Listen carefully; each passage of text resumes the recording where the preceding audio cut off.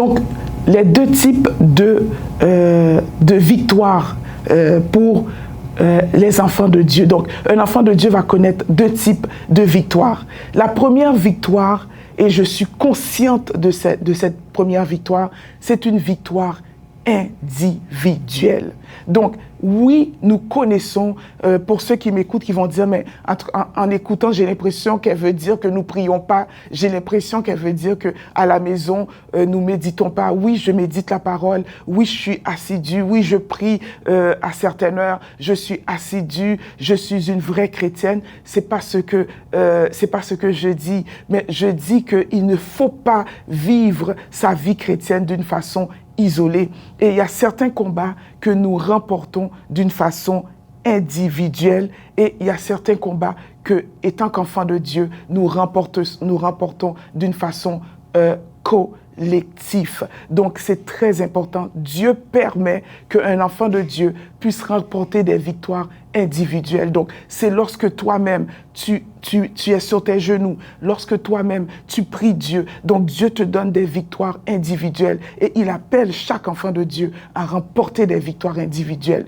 Mais Dieu, dans sa grande sagesse, Dieu, dans sa grande sagesse, veut également que nous puissions remporter des victoires collectives. Donc, je vais regarder avec vous certaines victoires collectives. Souvenez-vous de David. David contre Goliath. Donc, c'était une victoire individuelle.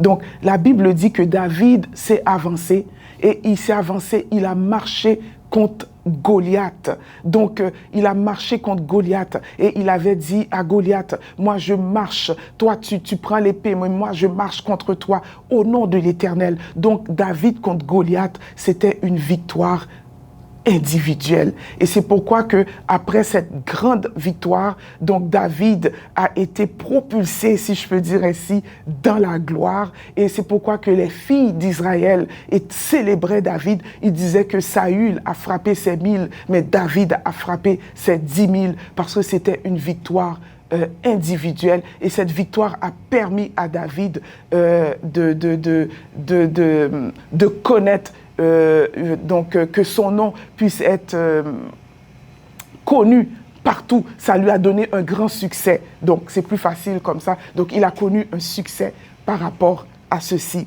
Donc, nous pouvons voir également une autre victoire individuelle. Donc, David a connu des victoires individuelles, mais également, David a connu également des victoires collective. Pourquoi je vous dis ça? Parce que lorsque David devait partir conquérir des territoires, lorsque David devait livrer des combats à des peuples, David n'y allait pas seul. Il avait toute une armée avec lui. L'armée de David était composée des hommes. La Bible dit que c'était des hommes habiles, c'était des hommes, c'était des héros, c'était des combattants. Donc tu as besoin d'être entouré des combattants. Et David a remporté de grandes victoires avec son armée.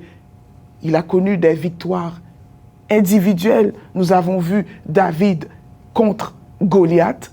Et il a connu des victoires collectives lorsqu'il devait conquérir des peuples, des nations, des terres. Et l'armée de David était déjà au front et David leur livrait combat. David ne livrait pas combat toute seule. Il avait toute une armée avec lui. C'était une armée, c'était une victoire collective. Et la Bible, lorsque nous lisons la parole, nous voyons souvent qu'il protégeait David. Il s'assurait que David était protégé lors du combat. Donc David n'a pas que remporté des victoires individuelles, il a aussi remporté des victoires collectives. Nous allons voir, donc pour un enfant de Dieu, c'est important de deux types de victoires que Dieu s'attend à ce que tu remportes. Elle doit être individuelle. Ça, c'est entre toi et Dieu. Et il y a d'autres victoires que Dieu va permettre que tu puisses aller demander de l'aide parce que nous faisons partie d'un seul corps. Nous sommes des membres donc d'un seul corps. Regardons Samson. Samson, contrairement à David, Samson a connu, je peux dire probablement, toute sa vie, ou la majeure partie de sa vie, c'était que des victoires individuelles. Et les victoires individuelles ont été très bien, parce que la Bible dit qu'avec une mâchoire d'âne, il a pu terrasser 1000 personnes. Et c'est pourquoi que lorsqu'il a fini de combattre, il a dit, avec une mâchoire d'âne, j'ai combattu et j'ai terrassé 1000 hommes. Pendant tout le temps de sa vie, lorsqu'il allait sur le territoire des Philistins, c'est lui-même qui combattait seul les Philistins. Mais au soir de sa vie, lorsque l'ennemi voulait connaître sa force, l'ennemi voulait le dompter. Et lorsque l'ennemi l'a tendu le piège, et malheureusement il est tombé dans le piège de l'ennemi parce qu'il a révélé sa force, Samson n'avait aucune armée avec lui. Il n'avait personne pour le délivrer. Et pourtant, la Bible dit que pendant que Dalila cherchait à connaître d'où venait sa force, il y avait toute une armée des Philistins qui était cachée en embuscade pour s'assurer, dès qu'ils auront le secret, pour dompter Samson. Mais il n'y avait aucune armée d'Israël. Où était l'armée de Samson? Samson n'avait personne pour le protéger. Laissez-moi vous dire que tu peux avoir un don. Tu peux être une personne qui intercède. Tu peux être un leader. Tu peux être un prophète. Tu peux être un pasteur. Tu peux être un leader spirituel. Mais tu ne peux pas toujours livrer bataille à l'ennemi toute seule. Tu ne peux pas renverser des forteresses toute seule. Tu ne peux pas marcher toute seule. C'est impossible. Et lorsque je parle d'isolement, je ne parle pas seulement d'une personne qui a quitté l'Église. Il y a certains leaders qui sont isolés dans leur ministère. Donc, ils veulent tout faire toute seule. Samson a tout fait toute seule. La Bible dit qu'il était juge en Israël. Donc, Samson occupait une fonction politique en Israël. Il était juge. Samson avait un don extraordinaire. Il avait une force surnaturelle. Même ceux qui sont au top, même ceux qui ont un don extraordinaire, tu as besoin d'aide. Aujourd'hui, je fais appel à toi qui m'écoutes. Tu as probablement besoin d'aide. Même lorsque tu pries, tu as besoin d'aide. Ne prie pas toute seule. Ne sois pas isolé. Samson était seul. Lorsque on a dompté Samson, qu'est-ce que l'ennemi a fait? L'ennemi, premièrement, il a crevé les yeux de Samson, il a lié Samson et personne n'était présent pour délivrer Samson. Aucune armée, personne n'a livré combat pour leur leader. Personne n'a attaqué le camp des Philistins. Et ils ont pris Samson, malgré son don. Ne t'appuie pas sur ton don. Ne t'appuie pas comme sur tes victoires du passé.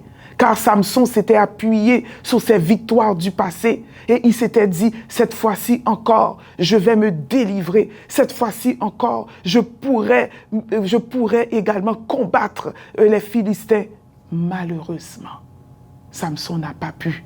Parce qu'il s'appuyait sur ses victoires du passé. Et toutes ces victoires du passé étaient individuelles. Et lorsque l'ennemi s'est saisi de Samson, personne pour le délivrer. Aucune armée d'Israël n'a attaqué le camp pour Samson. Et pour terminer avec Samson, lorsque Samson est venu, lorsqu'ils ont pris Samson, ils ont capturé Samson, la Bible dit que Samson est mort avec ses ennemis. Quel triste fait! Parce que Samson était un homme de Dieu et Dieu lui a donné la victoire à la fin. Mais vous savez quoi? Il est mort avec ses ennemis. Dieu ne veut pas que tu puisses mourir au combat avec tes ennemis. Dans cette maladie, Dieu ne veut pas que tu meurs. demande de l'aide à quelqu'un. Dans cette situation que tu vis, Dieu ne veut pas que tu meurs avec ton ennemi, car Samson est mort avec son ennemi. Il a connu une victoire sans gloire. Oui, la Bible dit que Samson a tué plusieurs personnes cette journée-là. Plusieurs personnes dans le camp des Philistins étaient morts avec Samson. Et ça a donné une grande victoire à Israël. Mais vous savez quoi? Il est mort avec ses ennemis. Donc Samson, à la fin de sa vie, a connu une victoire sans gloire. Donc Dieu veut te donner une victoire glorieuse. Ne connais pas une victoire sans gloire. Donc, s'il vous plaît, ne vous appuyez pas seulement sur vos victoires du passé, mais Dieu veut que vous puissiez connaître une victoire glorieuse. Samson a connu une victoire sans gloire. Il est mort avec ses ennemis. Donc, nous allons voir des exemples de victoires collectives. Et ça, j'aimerais que nous puissions aller ensemble dans la parole, dans 1 Samuel 11, le verset 6 à 7, 1 Samuel 11.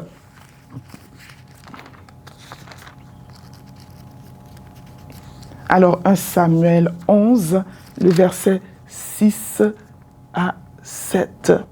La Bible dit, « Dès que Saül eut entendu ces choses, il fut saisi par l'Esprit de Dieu et sa colère s'enflamma fortement. Il prit une paire de bœufs et les coupa en morceaux, qu'il envoya par les messagers dans tout le territoire d'Israël en disant « Quiconque ne marchera pas à la suite de Saül et de Samuel aura des bœufs traités de la même manière. » Et la Bible dit « La terreur de l'Éternel s'empara du peuple qui se mit en marche comme un seul homme. » Donc, j'ai pris ce passage de la Bible que j'ai trouvé très intéressant. La Bible dit que Saül prit un paire de bœufs et il le coupa en morceaux et il envoya chaque membre sur le territoire d'Israël. Mais il était rempli, il était saisi de l'esprit. Et qu'est-ce que nous pouvons comprendre? Donc, chaque membre pouvait représenter chaque tribu d'Israël. Donc, il a appelé chaque tribu d'Israël à venir l'aider à faire face à l'ennemi. Il a appelé chaque tribu d'Israël et il a coupé les membres de l'animal. Et il leur dit, je fais appel à vous parce que nous sommes tous ensemble des membres. Nous sommes tous un corps ensemble. Et lui, il avait pris un bœuf. Et la Bible dit que tous les hommes, tout le peuple se mit en marche comme un seul homme. Et plus tard, la Bible va nous dire que nous sommes un seul corps. Donc, l'œil a besoin de l'oreille, l'oreille a besoin de la bouche, les mains ont besoin des pieds, donc, etc. Nous avons tous besoin l'un de l'autre. Nous sommes un seul corps. Et Saül, lorsqu'il a pris ses bœufs, il a coupé tous les membres. Donc, il a coupé les membres et l'a envoyé sur le territoire. Donc, tous les tribus se sont sentis interpellés par cette demande. Et il a dit, s'il y a quelqu'un qui ne me suit pas dans le combat, c'est ce que je lui ferai, c'est ce qu'il aura également comme châtiment donc de sa maison. Parce que en Israël, lorsque le roi partait au combat, lorsque le roi, donc tout le peuple s'alliait pour également partir au combat. Tous les hommes de guerre, bien évidemment, donc s'alliaient pour partir au combat. Donc la Bible, nous voyons que ça n'a pas changé. Et Paul va reprendre ce même thème. Il va dire que nous sommes un corps et nous devons nous soutenir ensemble. Et la Bible dit que la terreur s'empara d'Israël et ils étaient comme un seul homme. Donc tous les hommes de guerre se sont mis en embuscade pour aller attaquer l'ennemi et bien évidemment, ils ont remporté la victoire. Donc, merci Dieu pour cette victoire. Et également, nous pouvons aller dans le livre de Actes 12, le verset 5. Donc, Actes 12, verset 5. Avant cela, Acte 12, verset 5, regardez, l'Église primitive ont connu des victoires collectives et nous allons voir une victoire qu'ils ont priée et le Seigneur leur a donné la victoire. Dans Acte 12, le verset 5, Pierre donc était gardé dans la prison, lorsque Pierre était gardé dans la prison, et la Bible dit que l'Église ne cessait d'adresser pour lui des prières à Dieu. Amen. L'Église ne cessait d'adresser des prières pour lui à Dieu. Et la Bible dit que la nuit qui précéda, le jour où Hérode allait le faire comparaître, Pierre, lié de chaînes, dormait entre deux soldats et les sentinelles devant la porte. Et voici, un ange du Seigneur survint et une lumière brilla dans la prison. Et l'ange réveilla Pierre en le frappant du côté en disant « Lève-toi promptement » et les chaînes tombèrent de ses mains. Pierre était apôtre, mais les chaînes sont tombées parce que l'Église priait. Pierre était un leader spirituel, mais les chaînes sont tombées parce que l'Église priait. Et dans le livre des Actes,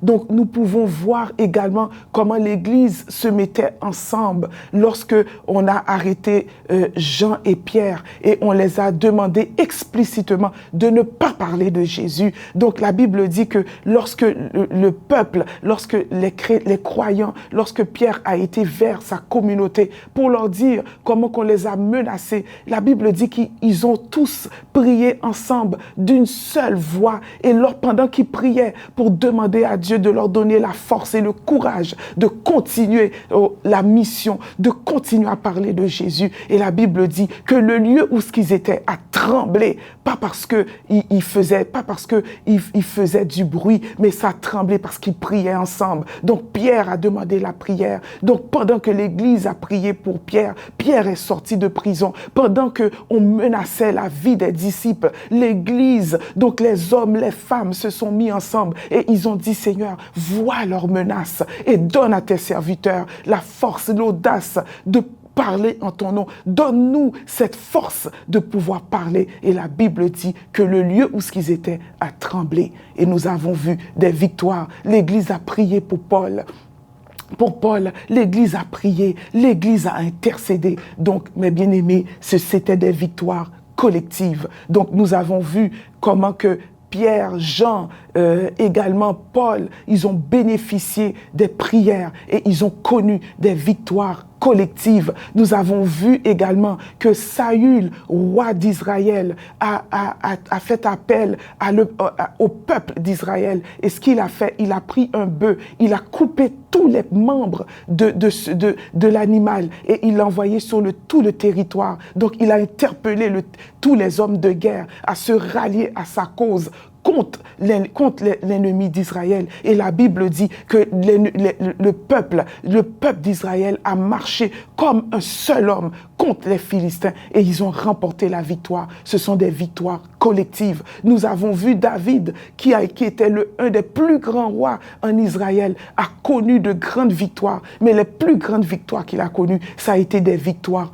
collectives. Veux-tu connaître de grandes victoires? Je ne dis pas que si on prie seul, on ne va pas connaître de grandes victoires. Nous avons vu une victoire individuelle. Nous avons vu que David, contre Goliath, ça a été une grande victoire. Et c'est cette victoire qui l'a propulsé probablement dans la gloire. Mais Dieu ne s'attend pas à ce que tu pries toute seule. Dans sa sagesse, dans sa volonté, il veut que le chrétien puisse connaître deux types de victoires. Je le répète, individuelle et collective.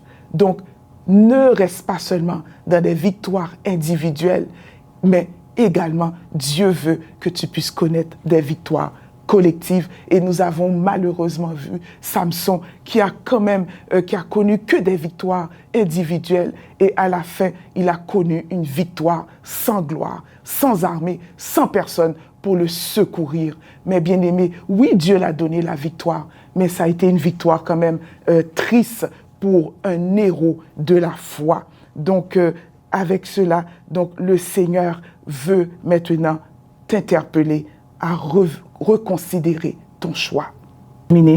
Nous avons parlé quelques désavantages. J'aimerais parler d'être isolé de sa famille spirituelle ou de sa communauté chrétienne.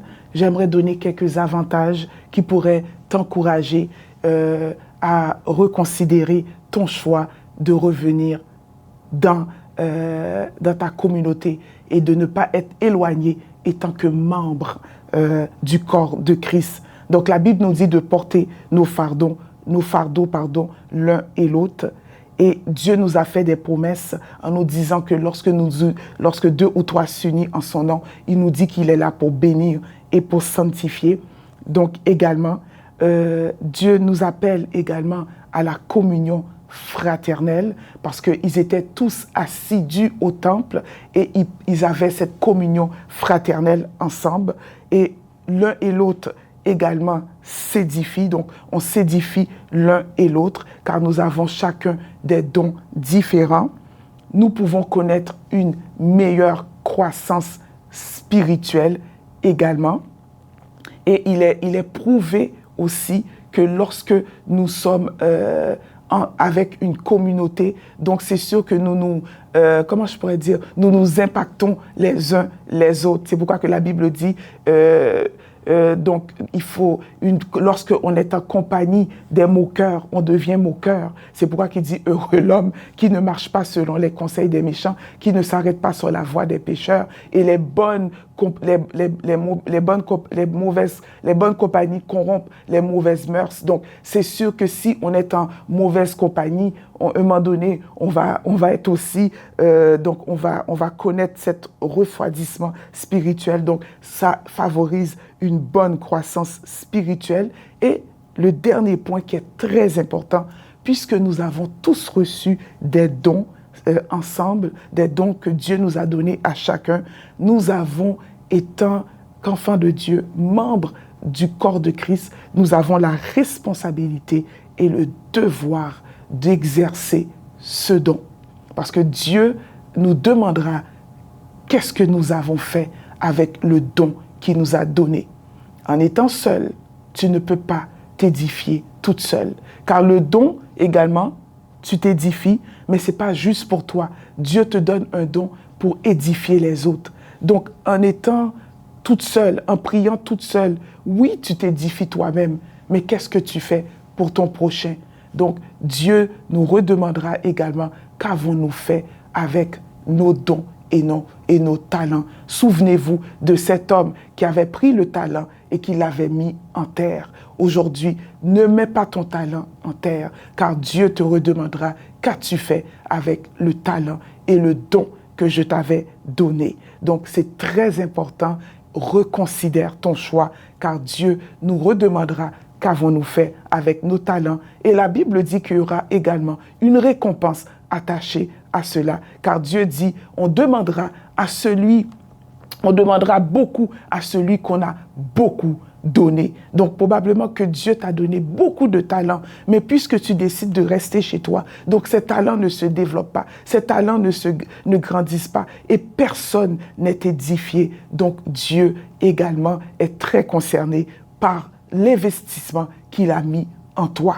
Donc nous avons besoin tous l'un de l'autre. J'ai besoin de toi, tu as besoin de moi. Donc ne négligeons pas notre communauté chrétienne.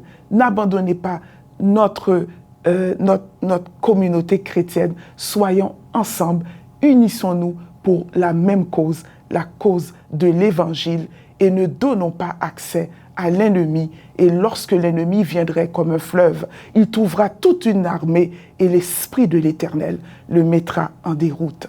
Merci d'avoir été des nôtres et que Dieu vous bénisse. Et nous avons besoin de vous dans le corps de Christ. Merci.